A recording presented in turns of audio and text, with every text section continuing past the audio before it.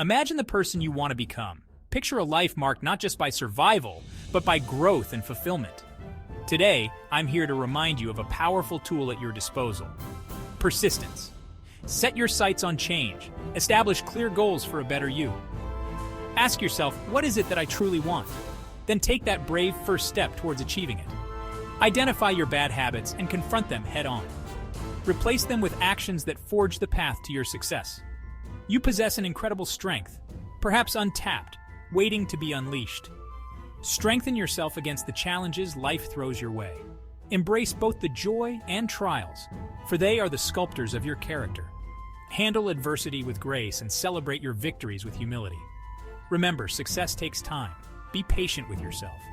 Great achievements do not spring up overnight. They are cultivated through steady, persistent effort. Stay resilient. Keep pushing forward even when progress seems slow. You're on a journey to greatness. Each step, no matter how small, is a step forward. Build a strong foundation and continue to grow. You have within you the power to overcome obstacles and achieve your dreams. Believe in yourself. Stay committed. Be patient. You will succeed. This message isn't just about fighting through adversity.